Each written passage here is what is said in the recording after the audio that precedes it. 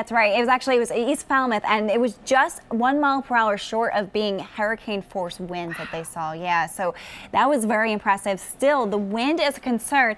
The problem is, Katie, not only the downed trees and power lines, but also the fact that we have that snow on the ground that could be blown around for today. So there is a wind advisory that continues through this evening. Gusts near 55 miles per hour possible outside of the coast. You move onto the coast, especially the Cape and Islands. That's where wind gusts near 65 miles per hour will be possible with a high wind warning in effect. Really, the wind is the big story at this point as the snow is now winding down. Wind gusts through this afternoon. You could see that potential near 38 miles per hour out toward Orange, even Boston, 36 mile per hour wind gusts through this afternoon. Stronger as you move down toward the Cape and Islands, and we'll see that hold on to its strength even through tonight. This is 10:30 this evening. Wind gusts between 30 to 40 miles per hour. Not quite as strong as what we saw earlier, but this is still a nuisance and still enough to blow that snow around, especially for areas inland and north where the snow was a little bit fluffier. Speaking of snowfall, this is the report that we're seeing right now, and so far areas like Turner Falls getting over 5.5 inches. So really as you move out to the north and west, but even moving through for Framingham, 4.8 inches, just shy of 5 inches for today, and Clinton saw about 4.4 inches. So some of us did see a good amount, although as you push closer toward Boston and the coast and especially southward, those amounts weren't quite as remarkable. Right now in Boston, we have a lot of clouds in place, but you could see some brightening to that sky.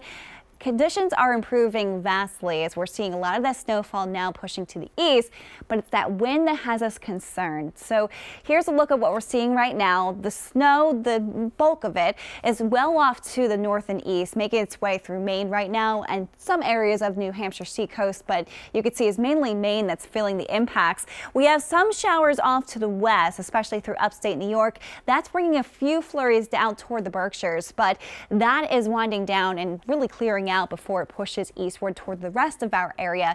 So the trend through much of today is for much of the area to stay dry.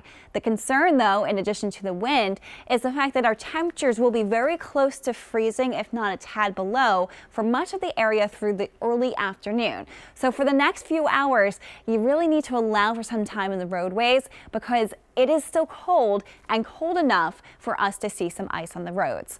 By around 2-3 o'clock, we'll start to see temperatures rebounding, especially as we move toward the coast and south. We get above freezing, so the concern for ice won't be quite as strong and will stay dry as we move through sunset tonight.